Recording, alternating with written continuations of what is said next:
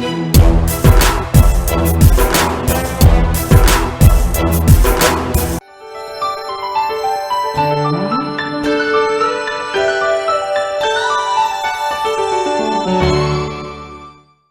84 ਉੱਤੇ ਪ੍ਰੋਗਰਾਮ ਖਬਰ ਦੀ ਖਬਰ ਦੇਖ ਰਹੇ ਸਾਰੇ ਦਰਸ਼ਕਾਂ ਨੂੰ ਮੈਂ ਸਰਬਜੀਤ ਸਿੰਘ ਘੁਮਾਣ ਫਤਿਹ ਅਰਜ ਕਰਦਾ ਹਾਂ ਜੀ। ਵਾਹਿਗੁਰੂ ਜੀ ਕਾ ਖਾਲਸਾ, ਵਾਹਿਗੁਰੂ ਜੀ ਕੀ ਫਤਿਹ। ਗੁਰੂ ਨਾਨਕ ਸਾਹਿਬ ਜੀ ਦੇ ਪ੍ਰਕਾਸ਼ ਪੁਰਬ ਦੇ ਦਿਨਾਂ ਦੇ ਵਿੱਚ ਜਦੋਂ ਸ਼ਤਾਬਦੀ ਸਮਾਰੋਹ ਮਨਾਏ ਜਾ ਰਹੇ ਸੀ, ਉਹਨਾਂ ਦਿਨਾਂ ਦੇ ਵਿੱਚ ਇਹ ਚਰਚਾ ਬੜੇ ਸਿਖਰ ਤੇ ਸੀ ਕਿ ਭਾਰਤ ਸਰਕਾਰ ਜੇਲ੍ਹਾਂ 'ਚ ਨਜ਼ਰਬੰਦ ਸਿੰਘਾਂ ਦੀਆਂ ਰਿਹਾਈਆਂ ਕਰਨਾ ਚਾਹੁੰਦੀ ਹੈ, ਕਰਨ ਜਾ ਰਹੀ ਹੈ। ਤੇ ਜਿਹੜੀਆਂ ਕਾਲੀਆਂ ਸੂਚੀਆਂ ਨੇ, ਜਿਹੜੀਆਂ ਵਿਦੇਸ਼ਾਂ ਦੇ ਵਿੱਚ ਵਸਦੇ ਹੋਏ ਸਿੱਖਾਂ ਨੂੰ ਬਲੈਕਮੇਲ ਕਰਕੇ ਉਹਨਾਂ ਨੂੰ ਭਾਰਤੀ ਹਕੂਮਤ ਦੇ ਸਾਹਮਣੇ ਈਨ ਮਨਵਾਉਣ ਦੇ ਲਈ ਬਣਾਈਆਂ ਗਈਆਂ ਸੀ, ਵੀ ਉਹ ਵੀ ਖਤਮ ਹੋ ਜਾਣੀਆਂ ਨੇ।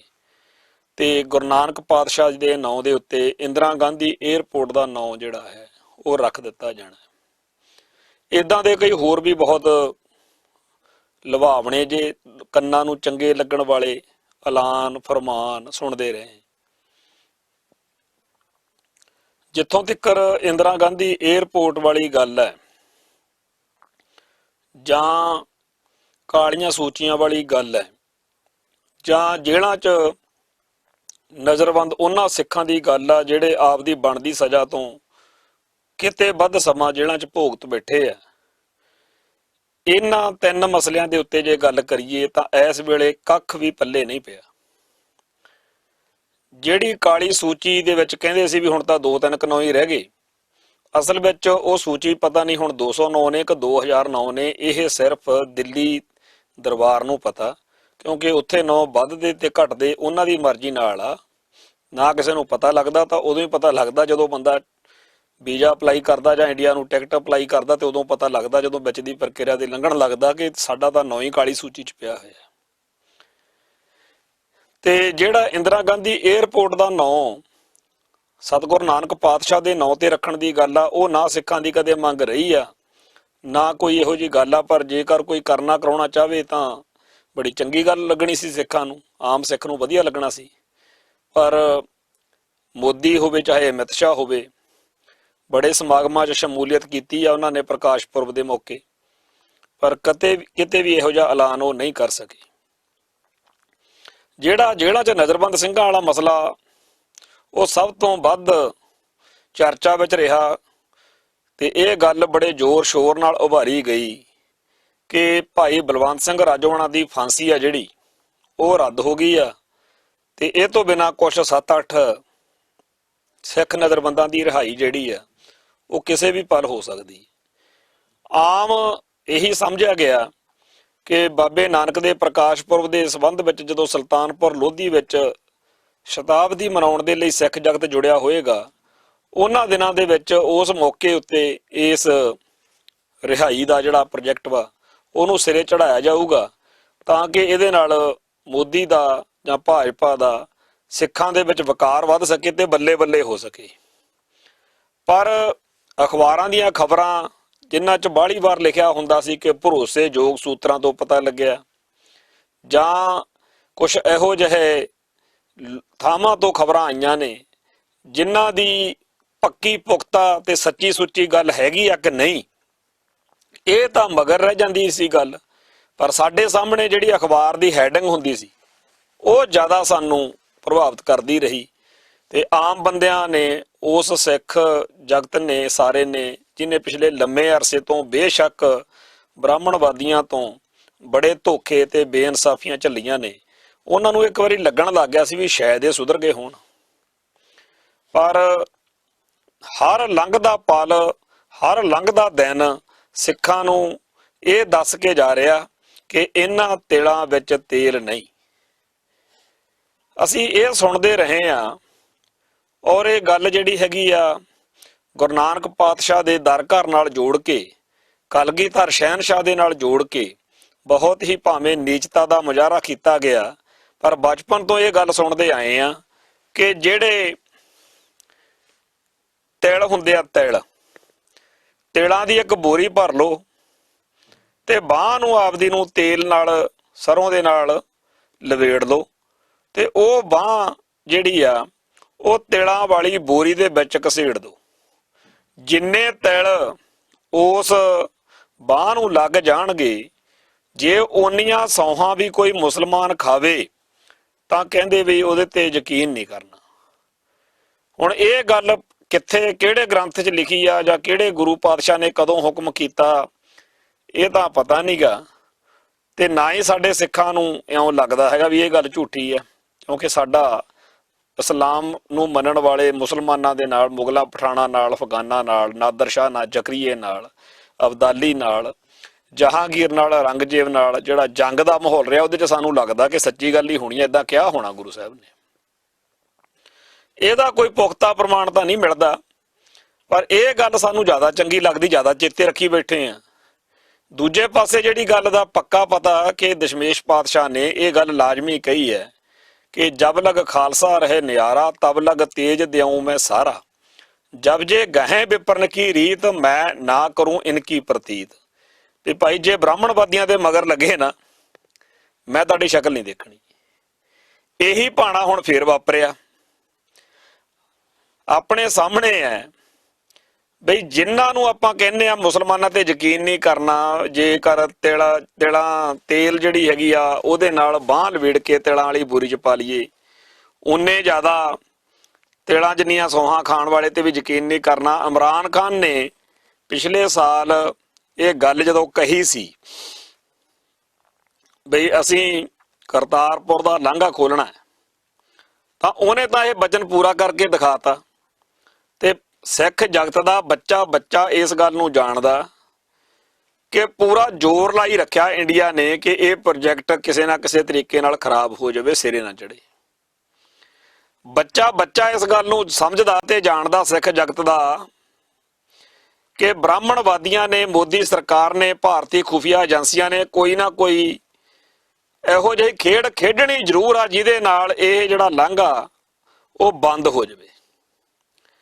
ਹੁਣ ਇਹ ਜਿਹੜਾ ਕਰਤਾਰਪੁਰ ਦਾ ਲਾਂਘਾ ਖੋਲਣ ਜਾਂ ਖਲਵਾਉਣ ਦੀ ਜ਼ਿਆਦਾ ਜਿਹੜਾ ਇਹ ਤੋਹਫਾ ਇਸ ਸ਼ਤਾਬਦੀ ਦੇ ਮੌਕੇ ਸਿੱਖ ਜਗਤ ਨੂੰ ਮਿਲਿਆ, ਇਹ ਤਾਂ ਉਹਨਾਂ ਪਾਕਿਸਤਾਨੀਆਂ ਜਾਂ ਉਹਨਾਂ ਮੁਸਲਮਾਨਾਂ ਦੀ ਗੱਲ ਹੈ ਜਿਨ੍ਹਾਂ ਬਾਰੇ ਆਪਾਂ ਕਹਿੰਦੇ ਆ ਕਿ ਜੀ ਸਾਨੂੰ ਤਾਂ ਹੁਕਮ ਹੋਇਆ ਵੀ ਜਿਹੜੀ ਬਾਂਹ ਆ ਉਹਦੇ ਉੱਤੇ ਜਿੰਨੇ ਤਿਲ ਲੱਗ ਜਾਣ ਨਾ, ਓਨੀਆਂ ਸੌਹਾਂ ਖਾ ਲਵੇ ਕੋਈ ਮੁਸਲਮਾਨ, ਤਾਂ ਯਕੀਨ ਨਹੀਂ ਕਰਨਾ।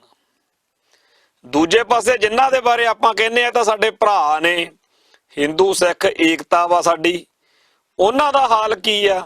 ਉਹਨਾਂ ਦਾ ਹਾਲ ਇਹ ਆ ਵੀ ਵਾਅਦੇ ਕਰਕੇ ਵੀ ਬੜੀ ਮੌਜ ਨਾਲ ਮੁੱਕਰਦੇ ਰਹੇ ਨੇ ਤੇ ਗਾਂ ਵੀ ਮੁੱਕਰਨਾ। 1947 ਤੋਂ ਪਹਿਲਾਂ ਕੀਤੇ ਹੋਏ ਸਾਰੇ ਵਾਅਦਿਆਂ ਤੋਂ ਮੁੱਕਰੇ। ਤੇ ਐਵੇਂ ਹੀ ਚੰਡੀਗੜ੍ਹ ਪੰਜਾਬ ਨੂੰ ਦੇਣ ਤੋਂ 1986 ਦੀ 26 ਜਨਵਰੀ ਨੂੰ ਸਰਦਾਰ ਸਰਜੀਤ ਸਿੰਘ ਬਰਨਾਲਾ ਪੰਜਾਬ ਦਾ ਮੁੱਖ ਮੰਤਰੀ ਇਹ ਉਡੀਕ ਰਿਹਾ ਸੀਗਾ ਕਿ ਅੱਜ 26 ਜਨਵਰੀ ਦਾ ਜਿਹੜਾ ਸਮਾਰੋਹ ਦਿੱਲੀ 'ਚ ਹੋ ਰਿਹਾ ਵੀ ਉੱਥੇ ਐਲਾਨ ਕਰ ਦੇਣਾ ਹੈਗਾ, ਕਿਉਂਕਿ ਰਾਜੀਵ ਲੌਂਗੋਵਾਲ ਸਮਝੌਤੇ ਤਹਿਤ ਇਹ ਗੱਲ ਨਿਬੜੀ ਸੀ ਕਿ ਚੰਡੀਗੜ੍ਹ ਪੰਜਾਬ ਨੂੰ ਦਿੱਤਾ ਜਾਊਗਾ। ਤੇ ਇੱਥੇ ਪੰਜਾਬ ਦੇ ਲੋਕ ਸੰਪਰਕ ਵਿਭਾਗ ਦੇ ਦਫ਼ਤਰਾਂ ਦੇ ਵਿੱਚ ਲੱਖਾਂ ਦੀ ਗਿਣਤੀ ਵਿੱਚ ਇਸ਼ਤਿਹਾਰ ਛਾਪ ਕੇ ਰੱਖੇ ਪਏ ਸੀ ਕਿ ਅਸੀਂ ਪੰਜਾਬ ਦੇ ਲੋਕ ਰਾਜੀਵ ਗਾਂਧੀ ਦਾ ਚੰਡੀਗੜ੍ਹ ਪੰਜਾਬ ਨੂੰ ਦੇਣ ਲਈ ਧੰਨਵਾਦ ਕਰਦੇ ਹਾਂ।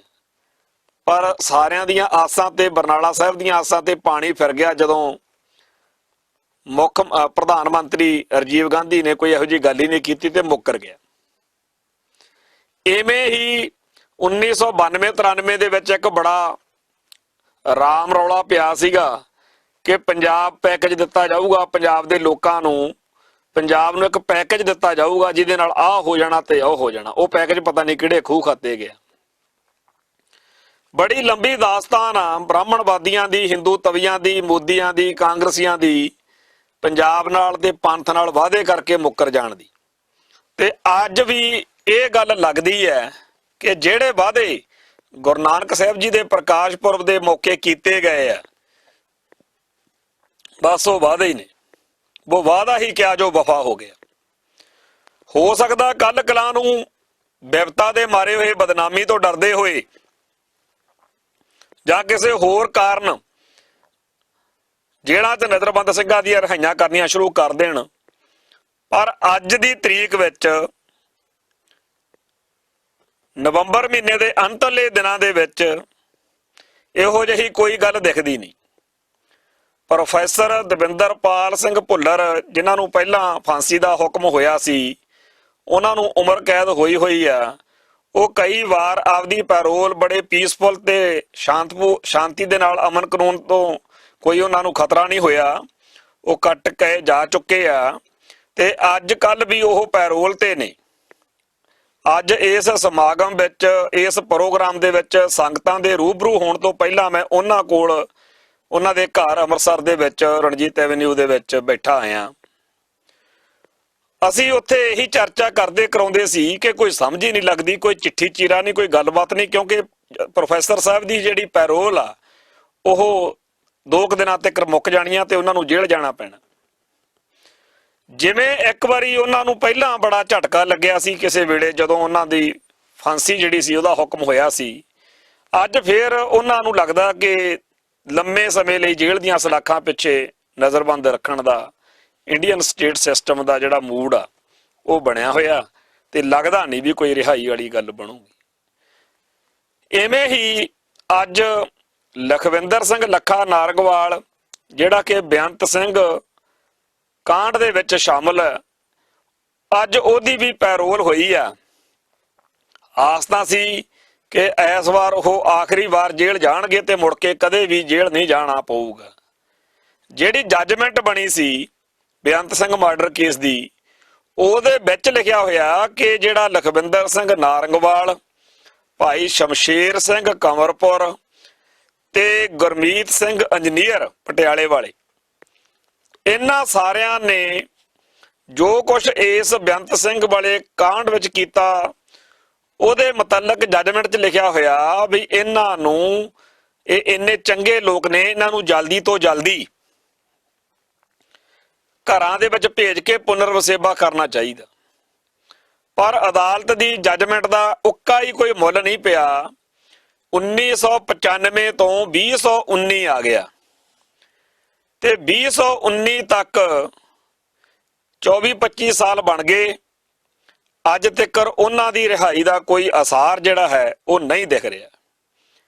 ਅੱਜ ਜਦੋਂ ਇਸ ਪ੍ਰੋਗਰਾਮ ਦੇ ਵਿੱਚ ਮੈਂ ਸੰਗਤਾਂ ਦੇ ਰੂਬਰੂ ਹੋਣ ਲਈ ਆ ਰਿਹਾ ਸੀ ਤਾਂ ਉਦੋਂ ਜਿਹੜੀ ਇੱਕ ਟੀਮ, ਜਿਹਦੇ ਵਿੱਚ ਭਾਈ ਲਖਵਿੰਦਰ ਸਿੰਘ ਨਾਰੰਗਵਾਲ ਦੇ ਪਰਿਵਾਰਕ ਮੈਂਬਰ ਤੇ ਕੁਝ ਹੋਰ ਮਿੱਤਰਚਾਰੇ ਦੇ ਵਿੱਚੋਂ ਲੋਕ ਜਿਹੜੇ ਨੇ, ਬੰਦੀ ਸਿੰਘ ਰਿਹਾਈ ਮੋਰਚਾ ਬਣਾ ਕੇ ਸਰਗਰਮ ਨੇ, ਉਹ ਵੀ ਲਾਈਵ ਹੋ ਕੇ ਸੋਸ਼ਲ ਮੀਡੀਆ ਦੇ ਰਾਹੀਂ ਆਪਦੀ ਜਿਹੜੀ ਭਾਵਨਾ ਉਹ ਸੰਗਤ ਨਾਲ ਸਾਂਝੀ ਕਰਦੇ ਸੀਗੇ ਕਿ ਸਾਨੂੰ ਵੀ ਹੁਣ ਕੋਈ ਲੱਗਦਾ ਨਹੀਂ, ਅਸੀਂ ਵੀ ਮੋਦੀ ਸਰਕਾਰ ਤੋਂ ਹੁਣ ਬੇਜ਼ਾਰ ਹੋ ਗਏ ਆ ਤੇ ਕੋਈ ਗੱਲ ਬਣਦੀ ਦਿਖਦੀ ਨਹੀਂ।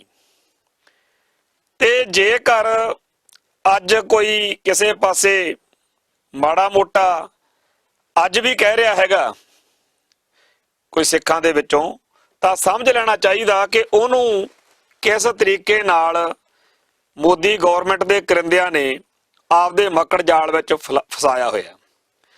ਮੇਰੇ ਹਿਸਾਬ ਦੇ ਵਿੱਚ ਇਹ ਸਾਰੀ ਖੇਡ ਜਿਹੜੀ ਸਿੱਖ ਜਜ਼ਬਾਤਾਂ ਨਾਲ ਖੇਡੀ ਜਾ ਰਹੀ ਆ, ਇਹ ਉਹੋ ਜਿਹੀ ਹੋਈ ਖੇਡ ਆ ਜਿਹੋ ਜਿਹੀ ਭਾਈ ਜਸਵੀਰ ਸਿੰਘ ਰੋਡੇ ਹੋਣਾ ਨਾਲ ਖੇਡੀ ਗਈ ਸੀ।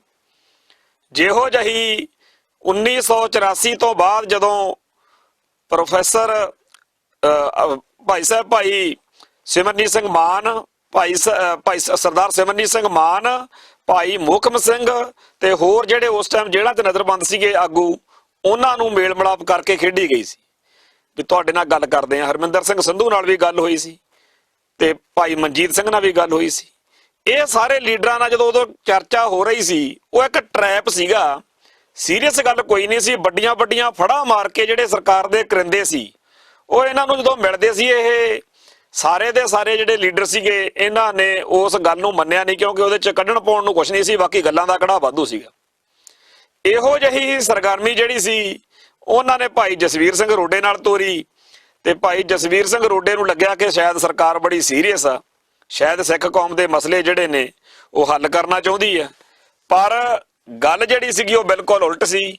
ਉਹਨਾਂ ਨੇ ਸੰਤ ਗਿਆਨੀ ਜਰਨੈਲ ਸਿੰਘ ਜੀ ਖਾਲਸਾ ਭਿੰਡਰਾਂ ਵਾਲਿਆਂ ਦੇ ਪਰਿਵਾਰ ਨੂੰ ਸੰਗਤ ਦੇ ਵਿੱਚ ਇੱਕ ਇਹੋ ਜਿਹੀ ਸਥਿਤੀ ਵਿੱਚ ਲਿਆ ਕੇ ਸੁੱਟ ਦਿੱਤਾ ਕਿ ਸੰਘਰਸ਼ਸ਼ੀਲ ਧਿਰਾਂ ਅਤੇ ਸੰਤ ਜਰਨੈਲ ਸਿੰਘ ਜੀ ਦੇ ਪਰਿਵਾਰ ਦੇ ਵਿਚਾਲੇ ਦਫੇੜ ਬਣ ਗਈ, ਵਿਰੋਧ ਤਾਈਆਂ ਖੜੀਆਂ ਹੋ ਗਈਆਂ।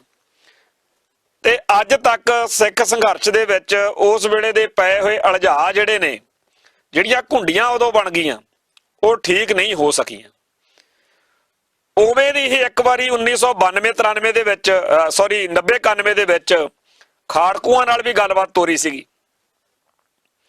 ਉਹਦੇ ਵਿੱਚੋਂ ਵੀ ਗੱਲਾਂ ਬਾਤਾਂ ਦਾ ਬਹੁਤ ਵਧੀਆ ਕਰਦੇ ਸੀ। ਜਿਹੜਾ ਮਲੋਆ ਕ੍ਰਿਸ਼ਨ ਧਾਰ IB ਦਾ ਡਾਇਰੈਕਟਰ ਰਿਹਾ ਇਹ ਹੁੰਦਾ ਸੀ ਤੇ ਸੁਬੋਧ ਕਾਂਤ ਸਹਾਏ ਹੁੰਦਾ ਸੀ।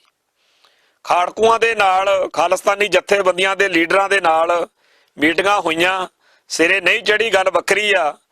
ਇਵੇਂ ਹੀ ਇੱਕ ਵਾਰ ਸਰਦਾਰ ਸਿਮਰਨਜੀਤ ਸਿੰਘ ਮਾਨ ਜਿਹੜੇ ਹੈ, ਜਦੋਂ ਫਤਿਹਗੜ੍ਹ ਸਾਹਿਬ ਦੇ 1990 ਵਾਲੇ ਸ਼ਹੀਦੀ ਜੋੜ ਮੇਲੇ ਮੌਕੇ ਸਾਰੇ ਅਕਾਲੀ ਲੀਡਰਾਂ ਨੇ, ਅਕਾਲੀ ਜਥੇਬੰਦੀਆਂ ਨੇ ਉਹਨਾਂ ਨੂੰ ਅਧਿਕਾਰ ਦਿੱਤੇ ਸੀ ਇਹ ਕੌਮ ਵੱਲੋਂ ਗੱਲ ਕਰਨ ਦੇ।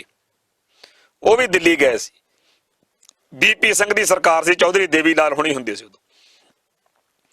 ਸੋ ਚਾਹੇ ਬਰਨਾਲੇ ਨਾਲ ਗੱਲ ਕੀਤੀ, ਚਾਹੇ ਭਾਈ ਜਸਵੀਰ ਸਿੰਘ ਰੋਡੇ ਨਾਲ ਗੱਲ ਕੀਤੀ, ਚਾਹੇ ਖਾੜਕੂਆਂ ਨਾਲ ਗੱਲਬਾਤ ਕੀਤੀ, ਚਾਹੇ ਸਰਦਾਰ ਸਿਮਰਨਜੀਤ ਸਿੰਘ ਮਾਨ ਨਾਲ ਗੱਲਬਾਤ ਕੀਤੀ, ਜਿਹੜੇ ਖਾੜਕੂ ਖਾਲਿਸਤਾਨੀ ਪੰਥਕ ਆਗੂ ਨੇ ਇੰਡੀਅਨ ਸਟੇਟ ਦੀ ਗੱਲ ਨੂੰ ਨਹੀਂ ਮੰਨਿਆ ਉਹ ਤਾਂ ਬਚ ਗਏ, ਉਹ ਤਾਂ ਸੇਫ ਰਹੇ। ਪਰ ਜਿਹੜੇ ਨੇ ਇਹਨਾਂ ਦੀ ਗੱਲ ਦੇ ਜਾਲ ਜਾ ਕੇ ਇਹ ਮੰਨ ਲਿਆ ਕਿ ਜਿਹੜੀਆਂ ਗੱਲਾਂ ਮੇਰੇ ਨਾਲ ਡਨ ਕੀਤੀਆਂ ਨੇ ਇਹਦੇ ਉੱਤੇ ਹਕੂਮਤੀ ਮਸ਼ੀਨਰੀ ਪੂਰਾ ਪਹਿਰਾ ਦਊਗੀ, ਉਹ ਸੰਗਤ ਦੇ ਵਿੱਚ ਖੜਨ ਜੋਗਾ ਨਹੀਂ ਰਿਹਾ। ਸਾਡੇ ਸਾਹਮਣੇ ਮੁੱਖ ਮੰਤਰੀ ਸਰਦਾਰ ਸਰਜੀਤ ਸਿੰਘ ਬਰਨਾਲੇ ਦੀ ਮਿਸਾਲ ਆ, ਦੂਜਾ ਭਾਈ ਜਸਵੀਰ ਸਿੰਘ ਰੋਡੇ। ਭਾਈ ਜਸਵੀਰ ਸਿੰਘ ਰੋਡੇ ਦਿੱਲੀ ਦਰਬਾਰ ਦੇ ਟਰੈਪ ਦਾ ਸ਼ਿਕਾਰ ਹੋ ਕੇ ਆਪਦੇ ਹੀ ਭਾਈਚਾਰੇ ਦੇ ਸਾਹਮਣੇ ਇਹੋ ਜਿਹੀ ਸਥਿਤੀ ਵਿੱਚ ਆ ਗਏ ਕਿ ਉਹਨਾਂ ਨੂੰ ਬਹੁਤ ਸਖਤ ਵਿਰੋਧ ਜਿਹੜਾ ਸੀਗਾ ਕੌਮ ਦਾ ਉਹ ਝੱਲਣਾ ਪਿਆ।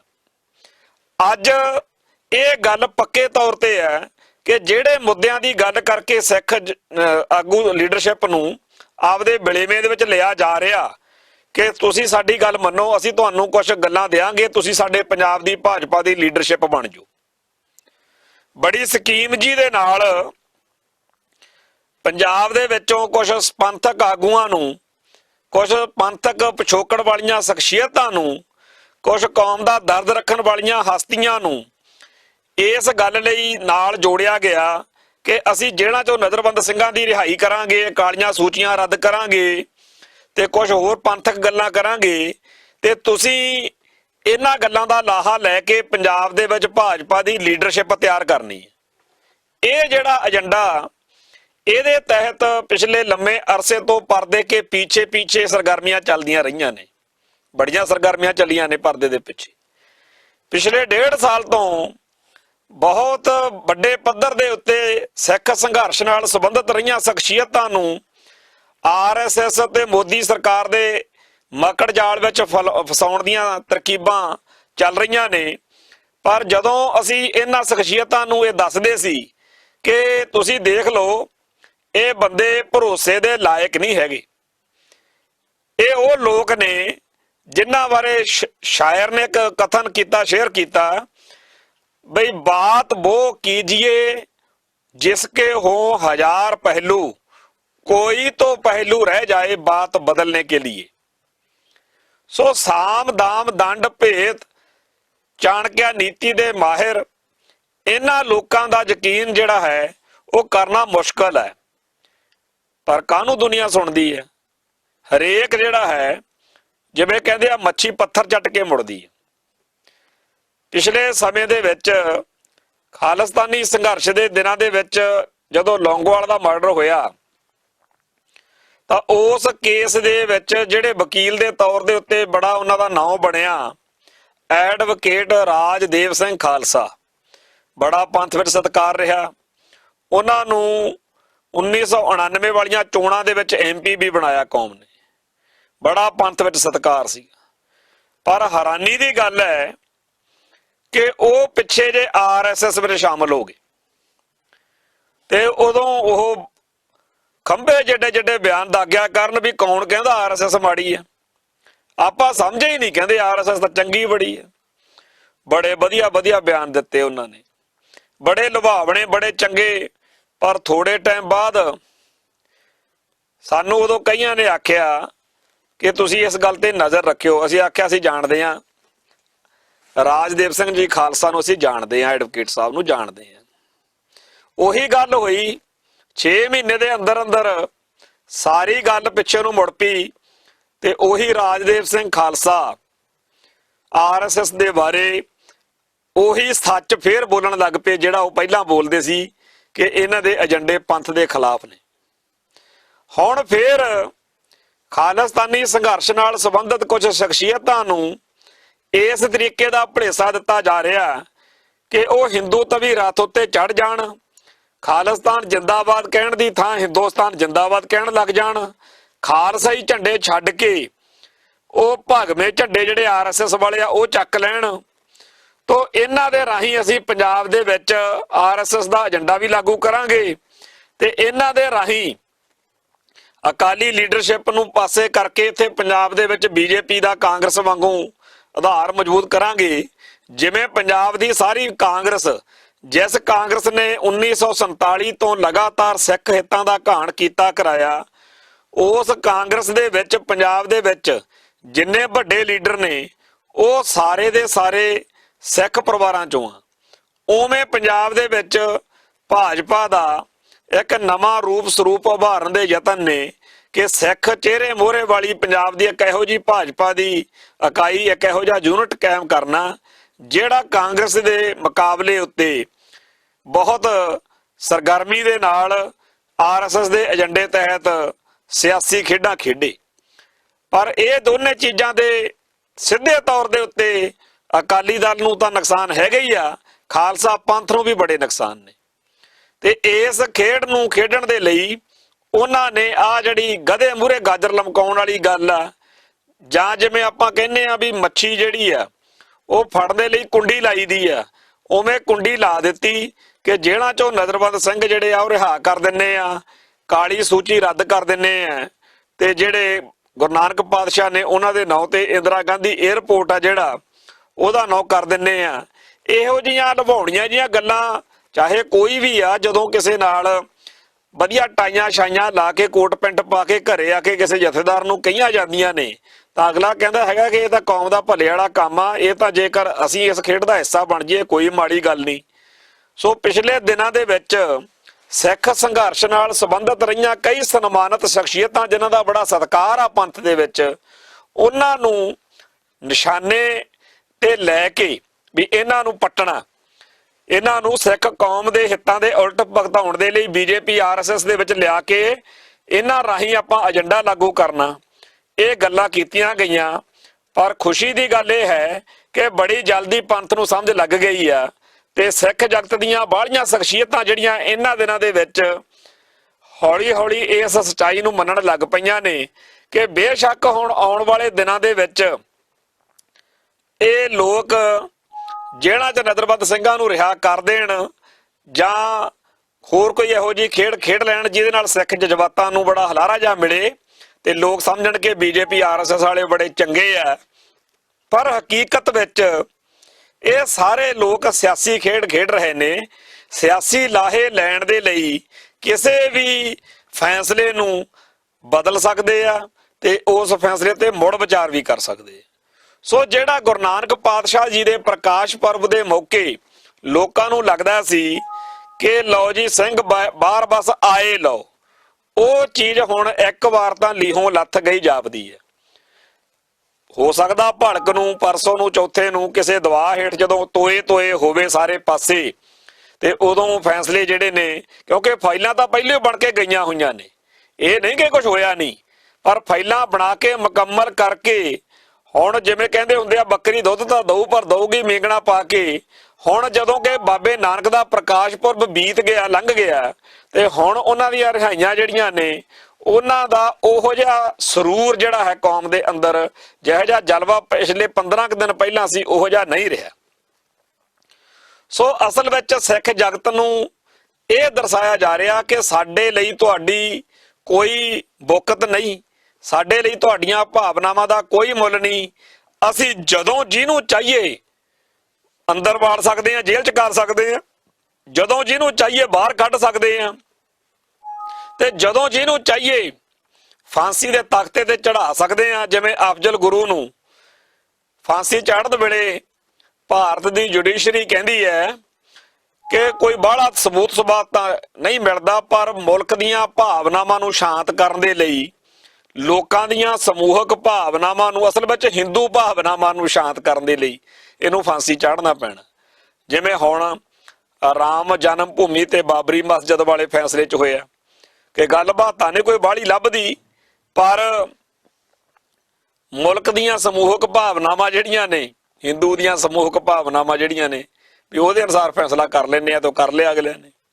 ਜਿੱਥੇ ਫੈਸਲੇ ਜਿਹੜੇ ਨੇ ਉਹ ਮੁਲਕ ਦੀਆਂ, ਲੋਕਾਂ ਦੀਆਂ ਭਾਵਨਾਵਾਂ ਨੂੰ ਮੁੱਖ ਰੱਖ ਕੇ ਹੁੰਦੇ ਹੋਣ, ਜਿੱਥੇ ਅਦਾਲਤੀ ਸਿਸਟਮ ਜਿਹੜਾ ਹੈ ਉਹ ਮੁਕੰਮਲ ਤੌਰ ਤੇ ਕਰਪਟ ਹੋ ਚੁੱਕਿਆ ਹੋਵੇ, ਉਸ ਮੁਲਕ ਵਿੱਚ ਜਿੱਥੇ ਭਾਰਤ ਦਾ ਨਿਆਂਪਾਲਿਕਾ, ਕਾਰਜਪਾਲਿਕਾ, ਵਿਧਾਨਪਾਲਿਕਾ, ਇਹ ਸਾਰੇ ਜਿਹੜੇ ਸਿਸਟਮ ਦੇ ਮੇਨ ਹਿੱਸੇ ਨੇ, ਇੱਥੋਂ ਤੱਕ ਕਿ ਪ੍ਰੈਸ ਵੀ ਜਦੋਂ ਅਸਫਲ ਸਿੱਧ ਹੋਈ ਹੋਵੇ, ਉਸ ਮੌਕੇ ਆਸ ਕਰਨੀ, ਇਹ ਤਾਂ ਫਿਰ ਆਪਦੇ ਆਪ ਨੂੰ ਧੋਖਾ ਦੇਣ ਵਾਲੀ ਗੱਲ ਹੈ।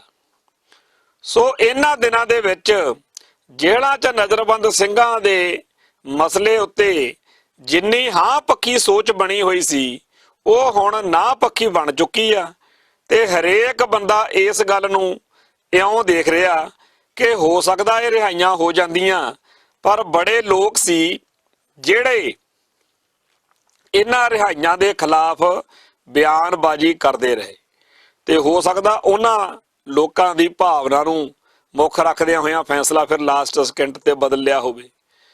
ਸੋ ਇਹ ਗੱਲ ਕਿ ਕਿਉਂ, ਕਦੋਂ ਉਹਨਾਂ ਨੇ ਫੈਸਲਾ ਬਦਲਿਆ ਜਾਂ ਦੁਬਾਰਾ ਕਿੱਧਰ ਨੂੰ ਗੱਲ ਲੈ ਕੇ ਜਾਂਦੇ ਆ, ਇਹ ਤਾਂ ਹੁਣ ਇਤਿਹਾਸ ਦਾ ਕੰਮ ਆ, ਵੀ ਇਤਿਹਾਸ ਵਿੱਚ ਆਏਗਾ ਜ਼ਿਕਰ ਇਹਦਾ। ਪਰ ਇਸ ਘੜੀ ਅਸੀਂ ਇਹ ਗੱਲ ਮੰਨਦੇ ਹਾਂ, ਅਸੀਂ ਇਸ ਤੱਥ ਨੂੰ ਜਾਣਦੇ ਹਾਂ ਕਿ ਜਿਹੜਾ ਵਾਅਦਾ, ਜਿਹੜਾ ਗੁਪਤ ਸੂਤਰਾਂ ਤੋਂ, ਜਿਹੜਾ ਹਾਈਲੀ ਪਲੇਸਡ ਸੂਤਰ ਕਿਹਾ ਜਾਂਦੇ ਆ ਕਿ ਜੀ ਬੜੇ ਗੰਭੀਰ ਥਾਂ ਤੇ, ਸੰਵੇਦਨਸ਼ੀਲ ਥਾਂ ਦੇ ਉੱਤੇ ਬੈਠੇ ਲੋਕਾਂ ਵੱਲੋਂ ਇਹ ਖਬਰ ਆਈ ਆ ਕਿ ਭਾਈ ਬਲਵੰਤ ਸਿੰਘ ਰਾਜੋਆਣਾ ਦੀ ਫਾਂਸੀ ਆ ਜਿਹੜੀ ਉਹ ਰੱਦ ਕਰ ਦਿੱਤੀ ਹੈ, ਤੇ ਉਹ ਉਮਰ ਕੈਦ 'ਚ ਬਦਲ ਦਿੱਤੀ ਆ ਫਾਂਸੀ, ਤੇ ਬਾਕੀ ਜਿਹੜੇ ਆ 7-8 ਸਿੰਘ ਜਿਹੜੇ ਆ ਉਹ ਰਿਹਾ ਕਰ ਦੇਣੇ। ਜਿਹੜੀਆਂ 2 ਰਿਹਾਈਆਂ ਹੋਈਆਂ ਨੇ, ਨੰਦ ਸਿੰਘ ਦੀ ਤੇ ਭਾਈ ਸਵੇਗ ਸਿੰਘ ਦੀ, ਉਹਨਾਂ ਬਾਰੇ ਵੀ ਇਹ ਤੱਥ ਬੜਾ ਅਹਿਮ ਹੈ ਕਿ ਜਦੋਂ ਇਹ ਕਾਫੀ ਲੰਮੇ ਅਰਸੇ ਤੋਂ ਜੇਲ੍ਹਾਂ 'ਚ ਬੰਦ ਸਿੰਘਾਂ ਦੀ ਕਾਨੂੰਨੀ ਕਾਰਵਾਈ ਚੱਲੀ, ਅਦਾਲਤ ਵਿੱਚ ਚੈਲੰਜ ਕੀਤਾ ਗਿਆ ਪਿਛਲੇ ਸਮੇਂ ਦੇ ਵਿੱਚ, ਬਈ ਭਾਈ ਸਾਡੀ ਬਣਦੀ ਹੋਈ ਸਜ਼ਾ ਅਸੀਂ ਕੱਟ ਲਈ ਆ ਤੇ ਸਾਨੂੰ ਘਰ ਨੂੰ ਭੇਜਿਆ ਜਾਵੇ।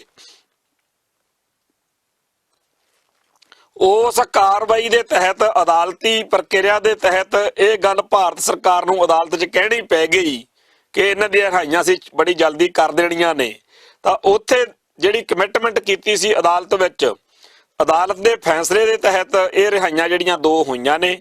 ਬਾਕੀ ਜਿਹੜੀ ਰਿਹਾਈਆਂ ਨੇ ਉਹਨਾਂ ਦਾ ਕੋਈ ਤਣ ਪੱਤਣ ਨਹੀਂ ਲੱਗੀ ਗੱਲ, ਨਾ ਪ੍ਰੋਫੈਸਰ ਭੁੱਲਰ ਸਾਹਿਬ ਦੀ ਰਿਹਾਈ ਦਾ ਕੁਝ ਤਣ ਪੱਤਣ ਲੱਗਿਆ, ਨਾ ਭਾਈ ਲਾਲ ਸਿੰਘ ਅਕਾਲਗੜ੍ਹ ਦੀ ਰਿਹਾਈ ਦਾ ਕੁਝ ਹਿਸਾਬ ਕਿਤਾਬ ਬਣਿਆ, ਤੇ ਨਾ ਹੀ ਜਿਹੜੇ ਬੇਅੰਤ ਸਿੰਘ ਮਰਡਰ ਕੇਸ ਵਾਲੇ ਸਿੰਘ ਨੇ ਉਹਨਾਂ ਦਾ ਕੁਝ ਬਣਿਆ।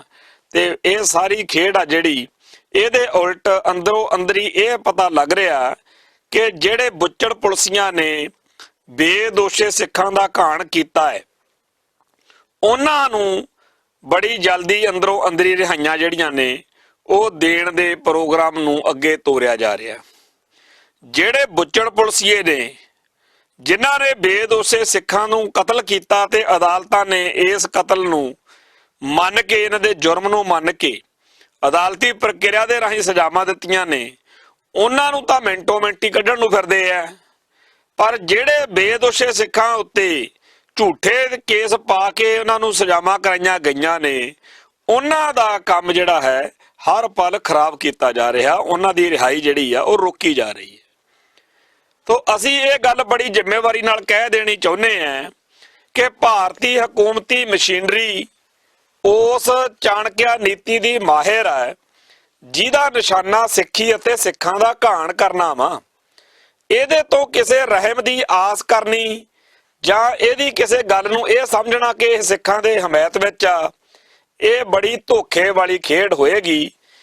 ਜਿਵੇਂ ਮਗਰਮੱਛ ਜਿਹੜਾ ਹੁੰਦਾ ਨਾ, ਉਹ ਬਾਹਰਲੇ ਪਾਸੇ ਮੂੰਹ ਜਾ ਖੋਲ ਕੇ ਆਰਾਮ ਨਾਲ ਬੈਠਾ ਰਹਿੰਦਾ ਵੀ ਮੈਨੂੰ ਤਾਂ ਕਿਸੇ ਗੱਲ ਦਾ ਕੋਈ ਪਤਾ ਹੀ ਨਹੀਂ, ਤੇ ਜਦੋਂ ਸ਼ਿਕਾਰ ਉਹਦੀ ਜਾੜ ਹੇਠ ਆ ਜਾਂਦਾ ਉਦੋਂ ਫਿਰ ਉਹ ਰਗੜ ਦਿੰਦਾ।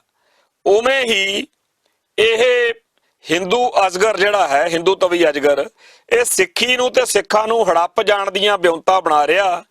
ਪਿਛਲੀਆਂ 5 ਸਦੀਆਂ ਤੋਂ ਜਿਸ ਬ੍ਰਾਹਮਣਵਾਦ ਨੇ ਕੋਈ ਪਲ ਗਵਾਇਆ ਹੀ ਨਹੀਂ ਪੰਥ ਉੱਤੇ, ਪੰਜਾਬ ਉੱਤੇ ਅਟੈਕ ਕਰਨ ਦਾ, ਉਹਦੇ ਤੋਂ ਕਿਹੜੀ ਆਸ ਕੀਤੀ ਜਾ ਸਕਦੀ? ਭਾਰਤੀ ਹਕੂਮਤੀ ਮਸ਼ੀਨਰੀ ਦੇ ਸਾਰੇ ਅੰਗ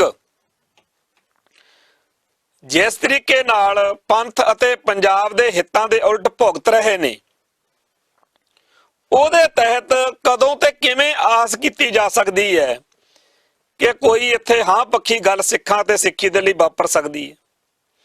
ਸਿੱਖਾਂ ਦੀਆਂ ਸਾਰੀਆਂ ਦੁੱਖਾਂ, ਤਕਲੀਫਾਂ, ਸਮੱਸਿਆਵਾਂ ਦਾ ਹੱਲ ਜਿਹੜਾ ਹੈ ਉਹ ਖਾਲਿਸਤਾਨ ਦੇ ਵਿੱਚ ਹੈ। ਪਰ ਅਫਸੋਸ ਦੀ ਗੱਲ ਇਹ ਹੈ ਕਿ ਸਾਡੀ ਕੌਮ ਦੇ ਉਹ ਹਿੱਸੇ ਵੀ ਜਿਹੜੇ ਖਾਲਿਸਤਾਨ ਦੇ ਹਮਾਇਤੀ ਰਹੇ ਆ, ਉਹ ਵੀ ਇਸ ਟ੍ਰੈਪ ਦਾ ਸ਼ਿਕਾਰ ਹੋ ਰਹੇ ਆ। ਕਿਸੇ ਨੂੰ ਚਾਅ ਚੜ ਜਾਂਦਾ ਕਿ ਮੈਂ ਤਾਂ ਜੀ ਕਾਲੀਆਂ ਸੂਚੀਆਂ ਰੱਦ ਕਰਵਾ ਦੇਣੀਆਂ ਨੇ, ਕਿਸੇ ਨੂੰ ਚਾਅ ਚੜ ਜਾਂਦਾ ਕਿ ਮੈਂ ਤਾਂ ਜੀ ਜੇਲ੍ਹਾਂ ਚੋਂ ਨਜ਼ਰਬੰਦ ਸਿੰਘ ਰਿਹਾ ਕਰਾ ਦੇਣੇ ਆ, ਤੇ ਇਸ ਗੱਲ ਨੂੰ ਭੁੱਲ ਜਾਂਦੇ ਨੇ ਕਿ ਸਾਰੀ ਕੌਮ ਨੂੰ ਭਰੋਸੇ 'ਚ ਲੈ ਕੇ ਤੁਰਨ ਦੀ ਲੋੜ ਹੈ। ਜਿਹੜੇ ਜਿਹੜੇ ਆਗੂ ਭਾਜਪਾ ਤੇ ਮੋਦੀ ਸਰਕਾਰ ਦੇ ਇਸ ਮਕੜ ਜਾਲ ਦਾ ਸ਼ਿਕਾਰ ਰਹੇ ਨੇ, ਜੇ ਅੱਜ ਉਹਨਾਂ ਨੂੰ ਕੋਈ ਗੱਲ ਕਹੀਏ ਤਾਂ ਉਹ ਗਲ ਪੈਣਗੇ, ਔਖਾ ਬੋਲਣਗੇ, ਮਾੜਾ ਮੰਨਣਗੇ ਕਿ ਅਸੀਂ ਜੋ ਕੁਝ ਕੀਤਾ ਤਾਂ ਪੰਥ ਦੇ ਭਲੇ ਲਈ ਹੋਈ ਹੈ।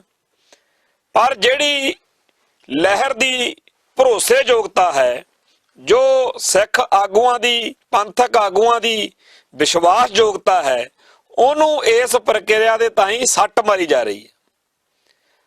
ਜਿਵੇਂ ਭਾਈ ਜਸਵੀਰ ਸਿੰਘ ਰੋਡੇ ਦੇ ਮੋਢੇ ਤੇ ਰੱਖ ਕੇ ਜੋ ਖੇਡਾਂ ਖੇਡੀਆਂ ਗਈਆਂ, ਉਹਦਾ ਅਸਲ ਨਿਸ਼ਾਨਾ ਸਿੱਖ ਸੰਘਰਸ਼ ਵਿੱਚ ਪਾਟੋ ਧਾੜ, ਦਫੇੜ ਤੇ ਬੇਭਰੋਸਗੀ ਪੈਦਾ ਕਰਨਾ ਸੀ, ਅੰਦਰੂਨੀ ਖਾਨਾ ਜੰਗੀ ਨੂੰ ਵਧਾਉਣਾ ਸੀ।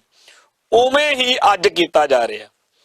ਜਿਹੜੇ ਸਾਡੇ ਭੈਣ ਭਰਾ ਦਿੱਲੀ ਦਰਬਾਰ ਦੀਆਂ ਇਹੋ ਜਿਹੀਆਂ ਘਿਨਾਉਣੀਆਂ, ਨੀਚ ਅਤੇ ਸਾਜ਼ਿਸ਼ਾਂ ਦੇ ਰਾਹੀਂ ਅੱਗੇ ਵਧਣ ਦਾ ਸੋਚੀ ਬੈਠੇ ਆ, ਉਹਨਾਂ ਨੂੰ ਇਸ ਗੱਲ ਦਾ ਅਹਿਸਾਸ ਹੋਣਾ ਚਾਹੀਦਾ ਕਿ ਨਾਗਿਆਂ ਨਾਲ, ਕਸ਼ਮੀਰੀਆਂ ਨਾਲ, ਮਾਓਵਾਦੀਆਂ ਨਾਲ ਤੇ ਹੋਰ ਜਿਹੜੇ ਵੱਖ-ਵੱਖ ਤਰ੍ਹਾਂ ਦੇ ਲੋਕ ਨੇ, ਉਹਨਾਂ ਨਾਲ ਵੀ ਇਹੀ ਕੁਝ ਕਰਦੀ ਆ ਇਹ ਹਕੂਮਤੀ ਮਸ਼ੀਨਰੀ ਜੋ ਸਿੱਖਾਂ ਨਾਲ ਹੋ ਰਿਹਾ। ਕਸ਼ਮੀਰ ਨਾਂ ਦੀ ਇੱਕ ਕਿਤਾਬ ਜਿਹੜੀ ਭਾਰਤੀ ਖੁਫੀਆ ਏਜੰਸੀਆਂ ਦੇ ਨੈਟਵਰਕ ਦੇ ਵਿੱਚ ਕੰਮ ਕਰਨ ਵਾਲੇ ਇੱਕ ਅਫਸਰ ਨੇ ਲਿਖੀ ਆ, ਉਹਦੇ ਵਿੱਚ ਕਸ਼ਮੀਰ ਨਾਂ ਦੀ ਉਸ ਕਿਤਾਬ ਦੇ ਵਿੱਚ ਸਾਫ਼ ਤੌਰ ਤੇ ਲਿਖਿਆ ਹੋਇਆ ਕਿ ਕਿਵੇਂ ਇੱਕ ਕਸ਼ਮੀਰੀ ਲੀਡਰ ਸ਼ਬੀਰ ਸ਼ਾਹ ਨੂੰ, ਜਿਵੇਂ ਜਸਵੀਰ ਸਿੰਘ ਰੋਡੇ ਨੂੰ ਟਰੈਪ ਵਿੱਚ ਲਿਆ ਸੀ, ਉਵੇਂ ਲਿਆ ਗਿਆ ਸੀ। ਪਰ ਉਹ ਇੰਨਾ ਸਿਆਣਾ ਦੇਖਿਆ, ਜਦੋਂ ਉਹਨੂੰ ਗੱਲ ਦੀ ਸਮਝ ਲੱਗੀ, ਉਹਨੇ ਆਪਦੀ ਕੌਮ ਨੂੰ, ਆਪਦੀ ਜਿਹੜੀ ਕਸ਼ਮੀਰ ਦੀ ਲੀਡਰਸ਼ਿਪ ਸੀ ਹੁਰੀਅਤ ਕਾਨਫਰੰਸ ਦੀ, ਉਹਨਾਂ ਸਾਰਿਆਂ ਨੂੰ ਬਿਠਾ ਕੇ ਸਾਰੀ ਗੱਲ ਦੱਸਦੀ ਕਿ ਆਹ ਕੁਛ ਕਰਦੀ ਫਿਰਦੀ ਆ ਸਰਕਾਰ ਨੇ, ਮੇਰੇ ਨਾਲ ਏਦਾਂ ਗੱਲਾਂ ਕੀਤੀਆਂ ਸੀ, ਪਰ ਇਹਨਾਂ ਤੇ ਭਰੋਸਾ ਨਾ ਕਰਿਓ।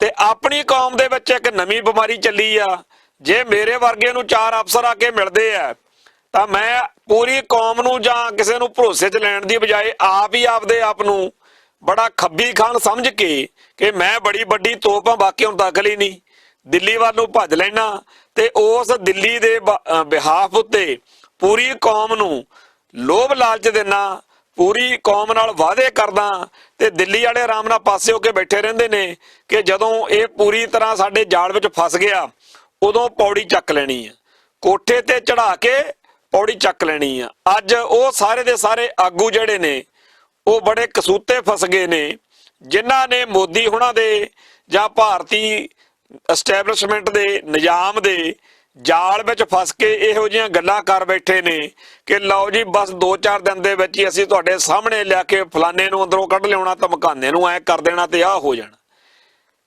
ਤੋ ਅੱਜ ਉਹ ਬੜੇ ਬੇਬਸ ਨੇ। ਜੇਕਰ ਤਾਂ ਉਹਨਾਂ ਨੂੰ ਸਾਡੀਆਂ ਗੱਲਾਂ ਮਾੜੀਆਂ ਵੀ ਲੱਗਣੀਆਂ ਜਦੋਂ ਅਸੀਂ ਗੱਲ ਕਹਿੰਦੇ ਹਾਂ, ਤੇ ਉਹਨਾਂ ਨੂੰ ਇਹ ਵੀ ਪਤਾ ਕਿ ਬੋਲਦੇ ਤਾਂ ਅਸੀਂ ਸੱਚ ਆ, ਪਰ ਉਹ ਕਹਿਣਗੇ ਕਿ ਅਸੀਂ ਤਾਂ ਆਪਦੇ ਵੱਲੋਂ ਸੱਚੇ ਮਨੋਂ ਕਾਰਵਾਈ ਕਰ ਰਹੇ ਸੀ ਨਾ, ਜੋ ਕਰ ਰਹੇ ਸੀ, ਤੇ ਮੇਲ ਮਿਲਾਪ ਦੇ ਨਾਲ ਅਸੀਂ ਮਸਲੇ ਹੱਲ ਕਰਨਾ ਚਾਹੁੰਦੇ ਹਾਂ।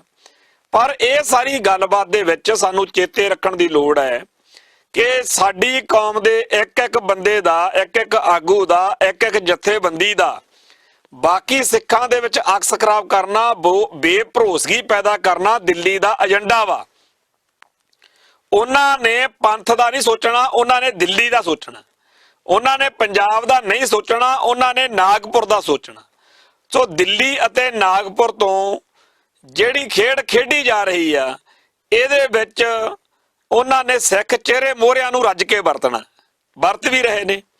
ਜਿਹੜੇ ਜ਼ਿਆਦਾ IB, CID, ਰਾ ਤੇ ਹੋਰ ਖੁਫੀਆ ਏਜੰਸੀਆਂ ਦੇ ਨੈਟਵਰਕ ਵਿਚਲੇ ਸਿੱਖ ਨੇ, ਉਹ ਸਾਰੇ ਦੇ ਸਾਰੇ ਵਰਤੇ ਜਾ ਰਹੇ ਨੇ। ਤੇ ਜਿਹੜੇ ਧਾਰਮਿਕ ਅਤੇ ਸਿਆਸੀ ਲੀਡਰ ਨੇ, ਜਿਹੜੀ ਸਿੱਖ ਲੀਡਰਸ਼ਿਪ ਨੇ ਭਾਰਤੀ ਹਕੂਮਤੀ ਮਸ਼ੀਨਰੀ ਨੂੰ ਮੱਥਾ ਟੇਕਿਆ ਹੋਇਆ, ਜਿਹੜੇ ਭਾਰਤੀ ਮੁੱਖ ਧਾਰਾ ਨੂੰ ਮੰਨਦੇ ਆ, ਉਹ ਵੀ ਸਾਰੇ ਇਸੇ ਖੇਡ ਦਾ ਸ਼ਿਕਾਰ ਨੇ। ਇਹ ਸਾਰੇ ਰਲ ਮਿਲ ਕੇ ਉਸ ਭਾਰਤੀ ਹਕੂਮਤੀ ਮਸ਼ੀਨਰੀ ਦੇ ਹੱਕ ਵਿੱਚ ਭੁਗਤਦੇ ਨੇ, ਜਿਹਦਾ ਅਸਲ ਨਿਸ਼ਾਨਾ ਸਿੱਖਾਂ ਨੂੰ ਕੇਸਾਧਾਰੀ ਹਿੰਦੂ ਗਰਦਾਨਣਾ ਹੈ, ਸਿੱਖਾਂ ਦਾ ਬ੍ਰਾਹਮਣੀਕਰਨ ਕਰਨਾ ਹੈ, ਤੇ ਸਿੱਖਾਂ ਦੇ ਤਿਲਕ ਲਵਾ ਕੇ ਉੱਤੇ ਚੁੰਨੀਆਂ ਲਾਲ ਲੈ ਕੇ ਉਹਨਾਂ ਤੋਂ ਜੈ ਮਾਤਾ ਦੀ ਕਰਕੇ ਜਗਰਾਤਿਆਂ 'ਚ ਹਾਜ਼ਰੀ ਭਰਵਾਉਣੀ ਹੈ। ਦੁਨੀਆ ਭਰ ਦੇ ਵਿੱਚ ਕੋਈ ਵੀ ਧਰਮੀ ਜਿਹੜਾ ਬੰਦਾ, ਉਹ ਕਿਸੇ ਦੂਜੇ ਧਰਮ ਦੇ ਬੰਦੇ ਨੂੰ ਆਪਦੇ ਧਰਮ 'ਚ ਪਰਪੱਕ ਦੇਖ ਕੇ ਖੁਸ਼ ਹੁੰਦਾ। ਤੇ ਜੇਕਰ ਕਿਸੇ ਬੰਦੇ ਨੂੰ ਲੱਗੇ, ਜਿਵੇਂ ਕੋਈ ਸਿੱਖ ਬਜ਼ੁਰਗ ਬੈਠਾ ਹੋਵੇ, ਕੋਈ ਸਿੱਖ ਬੈਠਾ ਹੋਵੇ, ਜੇ ਕੋਈ ਮੁਸਲਮਾਨਾਂ ਦਾ ਮੁੰਡਾ, ਕੋਈ ਹਿੰਦੂਆਂ ਦਾ ਮੁੰਡਾ ਉਹਦੇ ਸਨਮੁਖ ਕੋਈ ਇਹੋ ਜਿਹੀ ਗੜਬੜ ਵਾਲੀ ਗੱਲ ਕਰੇ, ਤਾਂ ਉਸ ਸਿੱਖ ਦਾ ਇਹ ਫਰਜ਼ ਹੈ ਕਿ ਉਹ ਟੋਕੇ ਤੇ ਕਵੇ ਕਿ ਤੁਹਾਡੇ ਧਰਮ ਦੀ ਮਰਿਆਦਾ ਅਨੁਸਾਰ ਇਹ ਗੱਲ ਠੀਕ ਨਹੀਂ ਹੈ। ਪਰ ਅਸੀਂ ਇਹ ਜਾਣਦੇ ਹਾਂ ਕਿ ਇੱਕ ਹਿੰਦੂ ਨੂੰ ਤਾਂ ਚਾਅ ਚੜ ਜਾਂਦਾ ਜਦੋਂ ਕਿਸੇ ਸਿੱਖਾਂ ਦੇ ਮੁੰਡੇ ਨੂੰ ਸਿੱਖੀ ਤੋਂ ਥੜਕਦਾ ਦੇਖਦਾ। ਅਸੀਂ ਜਾਣਦੇ ਹਾਂ ਕਿ ਇੱਕ ਮੁਸਲਮਾਨ ਜਿਹੜਾ ਹੈ, ਉਹ ਜ਼ਰੂਰ ਇਸ ਗੱਲ ਨੂੰ ਚੇਤੇ ਰੱਖਦਾ ਕਿ ਸਾਡੀ ਜ਼ਿੰਮੇਵਾਰੀ, ਸਾਡੇ ਫਰਜ਼ ਕੀ ਹੈ। ਕੁਝ ਅਰਸਾ ਪਹਿਲਾਂ ਦੀ ਇੱਕ ਗੱਲ ਮੈਂ ਸਾਂਝੀ ਕਰਨੀ ਚਾਹਾਂਗਾ। ਕਿਸੇ ਸ਼ਹਿਰ ਦੇ ਵਿੱਚ ਮੁਸਲਮਾਨ ਭਾਈਚਾਰੇ ਦਾ ਇੱਕ ਢਾਬਾ ਜਾਂ ਹੋਟਲ ਸੀ। ਉੱਥੇ ਸਿੱਖ ਅੱਲੜ ਉਮਰ ਦੇ ਬੱਚਾ ਬੱਚੀ ਉਹ ਉੱਥੇ ਖਾਣਾ ਖਾਣ ਚਲੇ ਗਏ, ਤੇ ਉਹਨਾਂ ਨੇ ਨਹੀਂ ਦੇਖਿਆ, ਉਹਨਾਂ ਨੇ ਢਾਬਾ ਦੇਖਿਆ ਤੇ ਰੋਟੀ ਖਾ ਲਈਏ। ਜਦੋਂ ਉਹ ਢਾਬੇ ਦੇ ਉੱਤੇ ਗਏ ਤੇ ਉਹ ਵੇਟਰ ਜਿਹੜਾ ਸੀ, ਉਹ ਚਾਹ ਪਾਣੀ ਜਾਂ ਹਜੇ ਪਾਣੀ ਪੂਣੀ ਦੀਆਂ ਬੋਤਲਾਂ ਗਲਾਸ ਵਗੈਰਾ ਰੱਖ ਰਿਹਾ ਸੀਗਾ, ਤੇ ਜਿਹੜਾ ਢਾਬੇ ਦਾ ਮਾਲਕ ਸੀਗਾ, ਜਿਹਦੇ ਚਿਹਰੇ ਮੋਹਰੇ ਤੋਂ, ਕੱਪੜੇ ਲੀੜੇ ਤੋਂ ਸਾਫ਼ ਪਤਾ ਲੱਗਦਾ ਸੀਗਾ ਕਿ ਇਹ ਮੁਸਲਮਾਨ ਹੈ, ਉਹ ਉਹਦੇ ਕੋਲ ਚਲਾ ਗਿਆ ਤੇ ਜਾ ਕੇ ਉਹਨਾਂ ਨੂੰ ਕਹਿੰਦਾ, ਕਾਕਾ ਜੀ ਵੀ ਤੁਸੀਂ ਇੱਥੇ ਖਾਣਾ ਨਹੀਂ ਖਾ ਸਕਦੇ। ਉਹ ਕਹਿੰਦੇ ਜੀ ਅਸੀਂ ਪੈਸੇ ਦੇਣੇ ਆ ਤੇ ਤੁਸੀਂ ਰੋਟੀ ਸਾਨੂੰ ਪਰੋਸਣੀ ਆ, ਗੱਲ ਕੀ ਆ? ਉਹ ਕਹਿੰਦੇ ਜੀ ਅਸੀਂ ਇੱਥੇ ਹਲਾਲ ਮੀਟ ਵਰਤਦੇ ਆ, ਤੇ ਸਾਡਾ ਖਾਣ ਪੀਣ, ਸਾਡਾ ਸਾਰਾ ਕੁਝ ਜਿਹੜਾ ਹੈਗਾ ਤੁਹਾਡੇ ਲਈ ਹੋ ਸਕਦਾ ਸਮੱਸਿਆ ਬਣ ਜਾਵੇ, ਤੇ ਤੁਹਾਡੀ ਉਮਰ ਅਣਜਾਣੀ ਆ, ਤੁਸੀਂ ਤਾਂ ਬੱਚੇ ਹੋ, ਤੇ ਮੈਂ ਇੱਕ ਮੁਸਲਮਾਨ ਆ, ਤੇ ਮੈਨੂੰ ਦੁਨੀਆ ਕਹੂਗੀ ਕਿ ਤੂੰ ਸਿਆਣਾ ਬਿਆਣਾ ਬੰਦਾ ਸੀ, ਤੈਨੂੰ ਤਾਂ ਦੇਖਣਾ ਚਾਹੀਦਾ ਸੀਗਾ ਕਿ ਇਹੋ ਜਿਹੀ ਥਾਂ ਉੱਤੇ ਇਹਨਾਂ ਨੂੰ ਕਿਉਂ ਤੂੰ ਖਾਣ ਪਾਣ ਦਿੱਤਾ। ਸੋ ਮੈਂ ਤੁਹਾਨੂੰ ਕਹਿਣਾ ਕਿ ਅਗਲੇ ਮੋੜ ਦੇ ਉੱਤੇ ਢਾਬਾ ਤੁਸੀਂ ਉੱਥੇ ਛਕ ਲਓ, ਇੱਥੇ ਅਸੀਂ ਹਲਾਲ ਮੀਟ ਬਣਾਉਂਦੇ ਆ, ਤੇ ਅਸੀਂ ਹੋਰ ਵੀ ਕਈ ਚੀਜ਼ਾਂ ਇਹੋ ਜਿਹੀਆਂ ਵਰਤਦੇ ਆ। ਮੈਂ ਇਹ ਗੱਲ ਜਦੋਂ ਸੁਣਦਾ, ਕਰਦਾ, ਵਿਚਾਰਦਾ, ਮੈਂ ਇਹ ਸਮਝਦਾ ਕਿ ਉਹਨੇ ਪੈਸੇ ਕਮਾਉਣੇ ਸੀ, ਉਹਨੇ ਇਹਨਾਂ ਚੱਕਰਾਂ ਤੋਂ ਕੀ ਲੈਣਾ ਸੀ। ਪਰ ਜੇਕਰ ਇੱਥੇ ਕੋਈ ਹਿੰਦੂ ਲਾਲਾ ਹੁੰਦਾ, ਉਹਦੇ ਕੋਲੇ ਕੋਈ ਸਿੱਖਾਂ ਦਾ ਮੁੰਡਾ ਜਾਵੇ ਤੇ ਜਰਦਾ ਬੀੜੀ ਮੰਗੇ, ਉਹਨੇ ਨਹੀਂ ਟੋਕਣਾ ਉਹਨੂੰ, ਉਹਨੇ ਕਹਿਣਾ ਚੱਕ ਤੂੰ ਫੜ, ਪੈਸੇ ਫੜਾ ਤੇ ਆਪਦਾ ਜਰਦਾ ਬੀੜੀ ਖਾ। ਜਦੋਂ ਕਿ ਉਹਨੂੰ ਪਤਾ ਵਾ ਵੀ ਸਿੱਖ ਧਰਮ ਵਿੱਚ ਇਹ ਬਵਰਜਤ ਵਾ, ਇਹ ਬਜ਼ਰਕ ਰਹਿਤ ਆ। ਕੋਈ ਬਿਰਲਾ ਹੀ ਇਸ ਧਰਤੀ ਤੇ ਹਿੰਦੂ ਹੋਣਾ ਹੈ ਜਿਹਨੇ ਕਿਸੇ ਸਿੱਖਾਂ ਦੇ ਮੁੰਡੇ ਨੂੰ ਜਰਦਾ ਤੰਬਾਕੂ ਵੇਚਣ ਤੋਂ ਨਾ ਕੀਤੀ ਹੋਊਗੀ ਕਿ ਭੱਜਾ ਇਥੋਂ, ਮੈਂ ਨਹੀਂ ਤੈਨੂੰ ਦੇ ਸਕਦਾ ਕਿਉਂਕਿ ਤੁਹਾਡੇ ਧਰਮ ਦੇ ਵਿੱਚ ਗਲਤ ਆ, ਮੈਨੂੰ ਪਾਪਾਂ ਦਾ ਭਾਗੀ ਕਿਉਂ ਬਣਾਉਣਾ। ਪਰ ਬੇਅੰਤ ਇਹੋ ਜਿਹੇ ਮੁਸਲਮਾਨ ਹੋ ਸਕਦੇ ਆ ਜਿਨ੍ਹਾਂ ਨੇ ਕਿਹਾ ਹੋਵੇ, ਕਾਕਾ ਜੀ ਤੁਸੀਂ ਇੱਥੇ ਨਹੀਂ ਖਾ ਸਕਦੇ ਕਿਉਂਕਿ ਹਲਾਲ ਮੀਟ ਵਰਤਦੇ।